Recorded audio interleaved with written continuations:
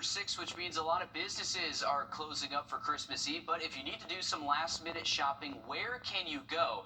Your Ethan Hunter is live at the Kroger on Washington Road. Ethan, help us out here. Yeah, I'm not going to be able to provide you too much help from right here because the Kroger parking lot is just emptying out. It's been really full for the last few hours that I've been standing here walking and talking to people that are getting those last-second essentials. But as you can see behind me, it's just cleared out right now. All the action going on Washington Road right now is people are going to maybe that church service or maybe that last-second gift buying because, or maybe ingredient buying as the stores elsewhere are still open. Publix right across the street is open until 7. I've also watched people at all the big stores from Kroger, Publix, Costco, and Target as well. People rushing in and out. Honestly, kind of like the March of the Toy Soldiers in the Nutcracker, as they have just been streaming in and out all day, getting maybe some last-second cookies for Santa, some milk, and can't forget about the reindeer. Got to get some carrots, maybe some celery if Rudolph is feeling like trimming the waist down a little bit this Christmas season. It's also a big day for some local businesses that stayed open today to catch those last-second gift buyers. Like up in North Augusta, I spoke with the people at Orange Otter who were making some last-second purchases and seeing a lot of business today. There was one guy who did come in and was like,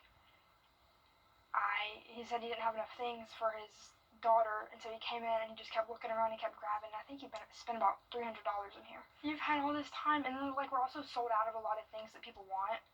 And so it's makes me sad when they come in and we don't have it anymore. I'm so sorry, but yeah.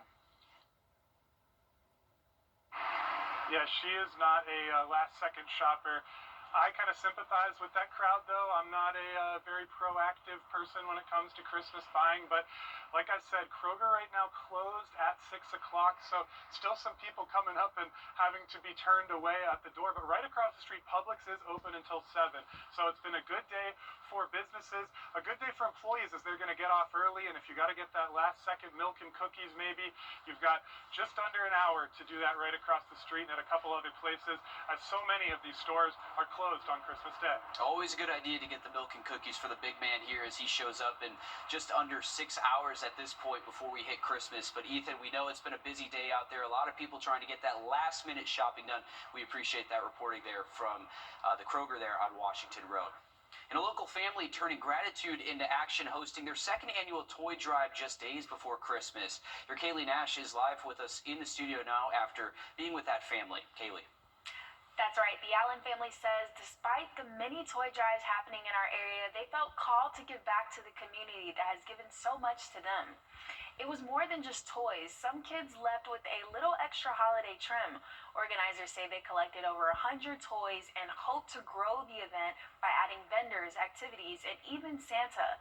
Dontavius Allen, the event's organizer, was joined by his friends and family. He says that even when resources were limited, he chose to cover some of the cost because making sure every child felt the magic of Christmas mattered more than anything. Sometimes parents just can't afford it. Just having a roof over your head, food on your table, stuff like that is a gift itself. But kids, they probably don't understand that, but that's where I come in. So the kids, they don't get any presents. Come and get a free toy. Your parents, they handle the hard things, and I handle the easy things. He brought the idea to me and saying that, he wanted to give back to the community, and I think that was a great idea. So I just said, I get in where I fit in.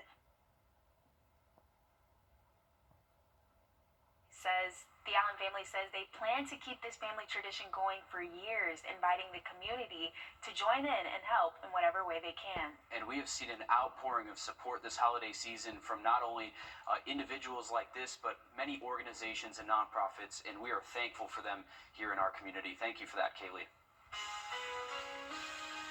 How many people have achieved the American dream? There is a really cool new place in Washington working to find out and helping you become one of them. That story is coming up.